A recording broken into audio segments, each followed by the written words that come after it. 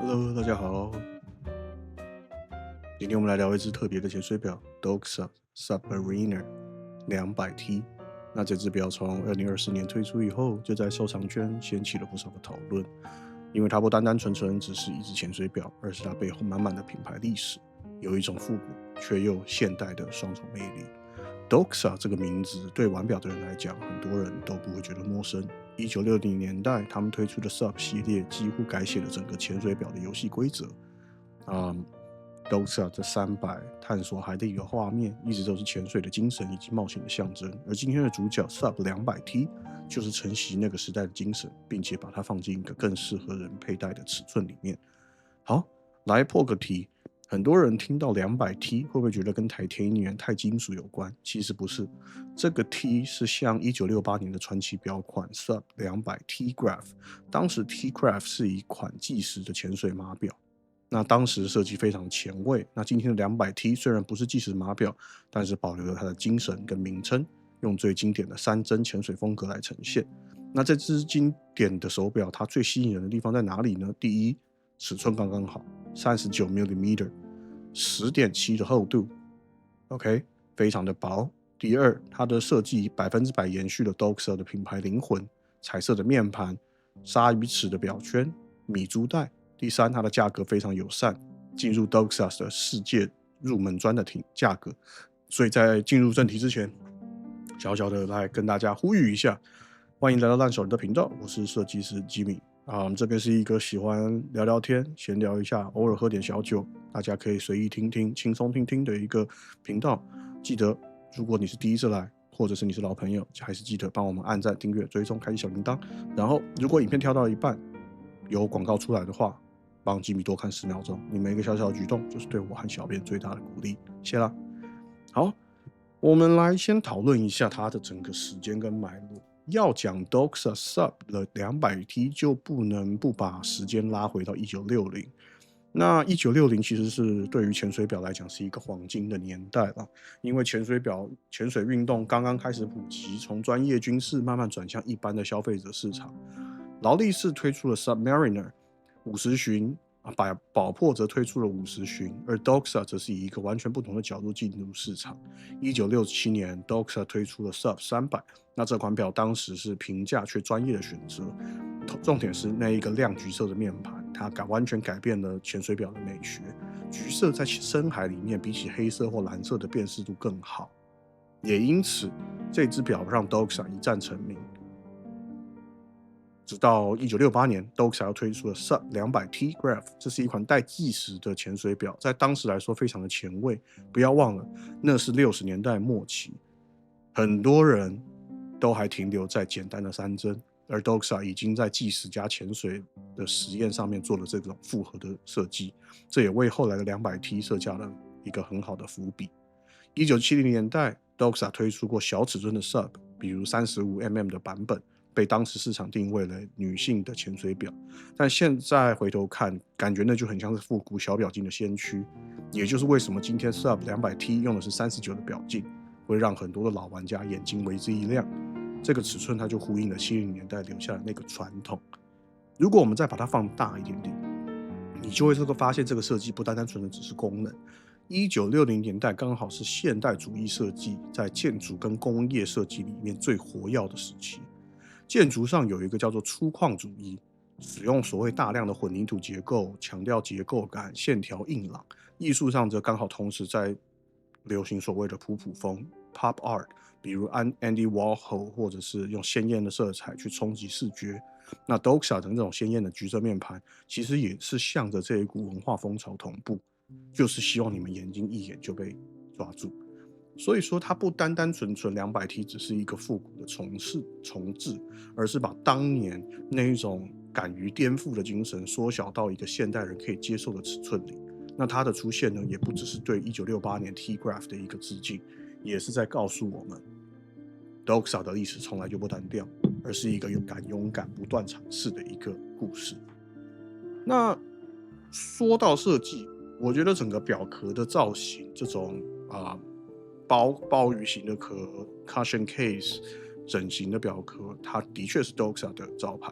那当然我们也不得不讲到 Dark Caution Case 还有这个 Seiko。OK， 也差不多是在那个时间点推出来的。那谁先谁后，我是没有仔细去查。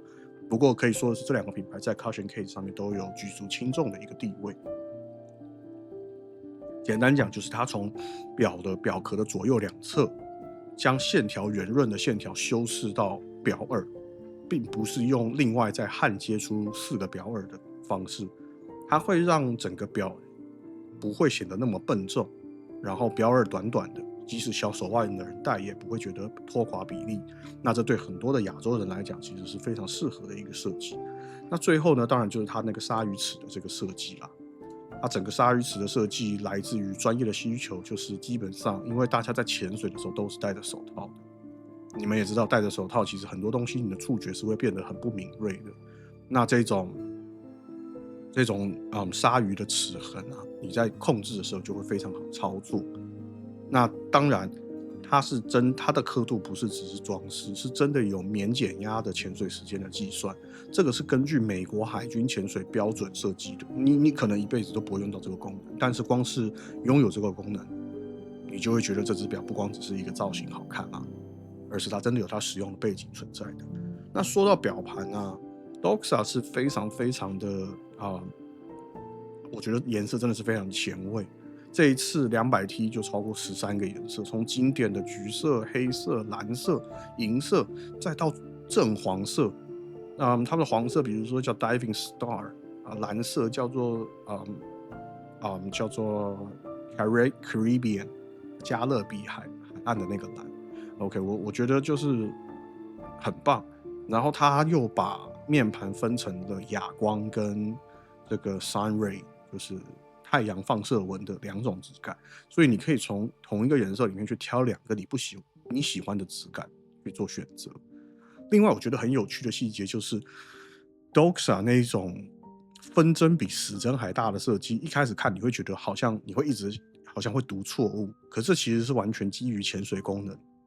因为你潜水的时候你要看的并不是时间几点，而是你潜了多久。也就是说，假如一个水肺的这个含氧是1个小时，那意思就是说你看分针的重要还是看时针重要，那当然就是分针嘛。那这种设计逻辑就完全体现了功能优于形式的这种哲学。 OK， 那这个表带它配的呢都是这个米珠带，就是 Beads of Rice。 那这个表带非常的经典，不仅是有辨识度，也是很多舒适度的这个表带大家玩家公认的 Top 3。 因为小小的米链结可以很灵活的贴合在手腕上，让人整只表的重量分散的很均匀。那 Doxa 很贴心的设计了这个快调装置，所以你夏天手腕肿起来的时候，只要按一下就可以延伸表带，完全不需要工具。我觉得 Doxa 的这个 Sub 200T 就是一个复古，但是它一点都不会死板。我觉得是生活中设计的那种小确幸。我觉得真正要去试戴拥有过，才能够理解它的价值。总之，它保有了经典的灵魂，但也给了你现代的那种便利度。再来，我们聊一下它的机芯吧。Doxa Sub 200T 搭载的是 Sellita 的 SW-1 的自动机芯，那这颗机芯可以说是瑞士中坚力量的代表。它的规格很标准，4 Hz 的振频，26颗轴承宝石，38小时的动力储能，具备手上链跟停秒机制。那有人会说38小时好像有点太少了吧？现在新的机芯不是都70、80小时吗？但我必须老实说，就是说这个东西见仁见智。如果你是每天戴，那当然是没差。那反而38小时反而就是一个优点，就是它结构会比较简单，维修起来也更方便。那 Sellita 的零件取得本来就很容易，我觉得对于工具表来说，这个才是最实用、最重要的。另外啊，其实 SW-200-1 其实就是 ETA 通用机芯的2824-2的平替版本，因为很多品牌被 ETA 的 Swatch 集团锁起来，所以才慢慢开始转向 Sellita。那 Doxa 早就全面改用 Sellita， 显示他们的策略就是他们要以稳定可靠为优先。毕竟200T 不是什么豪华摆设，是要每天能下水、能够使用的工具。当然，它也不是没有缺点，像是大家对于这个表的这个夜光表现，普遍就是觉得做的不够亮，跟 Seiko 的 Luma Bright 或者是那个其他大厂品牌来比的话，基本上差距就很明显。所以如果你是深潜或夜潜的玩家，你可能会觉得有点失望。只是日常使用，晚上看时间的话是还够用，但是潜水到一定的深度，光源不足的时候，就会显得这个缺点被放大。整体来说，机芯跟结构的组合虽然没有什么很浮夸的技术，但它就是走一个务实，完全符合 Doxa 基本的工具表的一个定位。那讲到价格才是重点 ，Sub 200T 它的钢链的官方定价大概在$1600左右，换算成台币大概就是5万出头。那这个价位在瑞士表里面可以说是非常有竞争力的。我们可以跟他们自家的其他系列做一个比较，比如说300T 大概是在$1900，但是它具备了1200米的防水跟排氦阀。那再往上面一点是 Sub 300，那是2600，这颗机芯就拥有了 COSC 的认证，算是他们家这个 Sub 系列的旗舰款。所以 Sub 200T 它就会是一个很亲民的选择，你花最少的钱，但却可以带到最有 Doxa 味道的设计。我们再来看看它的竞争对手，帝舵 Black Bay 54定价在$3900，尺寸也是小巧，但价格它直接翻了1倍。Oris 的 Diver 65则是落在$2000左右。那 Seiko 的 Prospect 高端系列呢，也大概都在$1500上下。虽然便宜一点点，但是在品牌跟历史设计的独到上呢 ，Doxa 我觉得会比 Seiko 还要来得更有辨识度。所以我觉得他们整个定位在市场上是非常聪明的，他没有要跟 Rolex 或者是 Omega 正面对决，而是锁定那些想要一个有历史又不想要撞表，但是又不想花10几到20万的玩家。我觉得他就压在这个甜蜜点上面。